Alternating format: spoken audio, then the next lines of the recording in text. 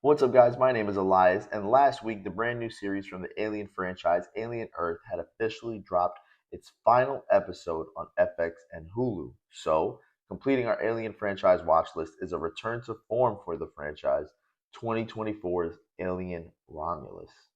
Harkening back to Ridley Scott's 1979 original with hints of James Cameron's Aliens, Romulus pays homage in spades to the 40-plus-year-old franchise's roots.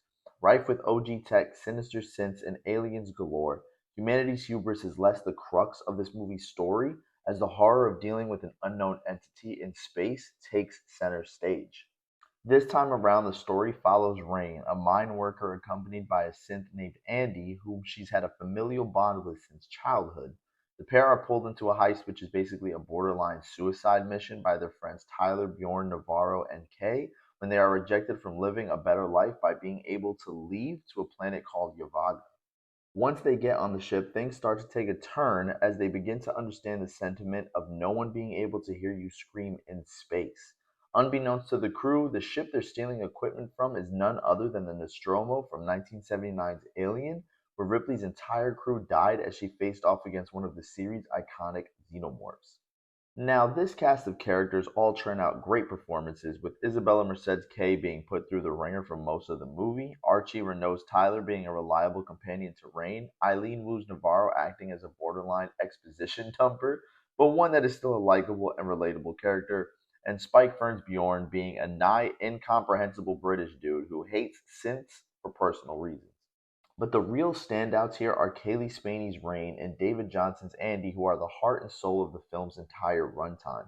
They watch over and protect each other while battling xenomorphs, human alien hybrids, and AI alike, which makes you root for their survival throughout every obstacle they face, even when Andy's programming briefly switches up.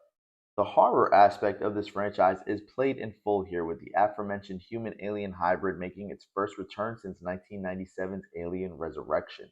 After battling and running from loads of face huggers in a cryo chamber, packs of xenomorphs through claustrophobia inducing hallways, and contending with the reappearance of Ian Holmes' Ash from the first flick, who further explains Ridley Scott's Prometheus tie into the franchise, Rain and Andy contend with a 7 foot tall giant mishmash of an unwanted pregnancy and the alien pathogen from the prequels.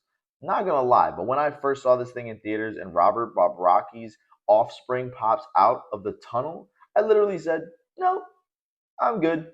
I thought the one from Resurrection was creepy, but man, did this one blow that out of the water.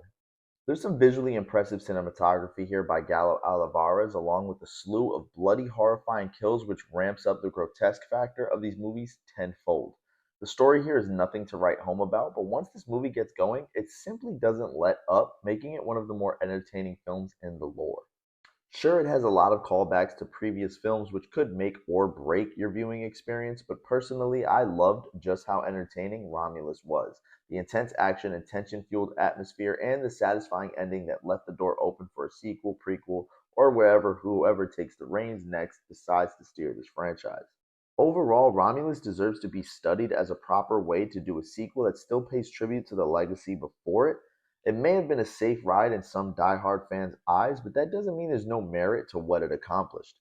Sometimes simplicity is just better than being complex, especially if it risks becoming convoluted for complexity's sake. I love Ridley Scott's contributions to the franchise, seeing as how he's the one who created the darn thing, but Fede Alvarez certainly exceeded my expectations and actually made me appreciate the original more as I realized the franchise not only thrived off its action elements in the sequels, but at its core is a horror centric story with humanity's hubris as its main theme. But there you have it, guys. My review of Fede Alvarez's Alien Romulus. Let me know in the comments what you love or hate about the movie, your favorite and your least favorite parts, and how did you feel about the eighth and final episode of Alien Earth? Be sure to check out my review of each episode on this page, and if you like this video, remember to hit that like button, plus share it to someone so they can join in on the conversation too. Hit that subscribe button to keep up with my videos, and follow me on all socials at Takes with Eli. At some point, I am going to be putting out my ranking of the entire Alien franchise, so stay tuned for that as well. And until next time, guys, take care, and God bless.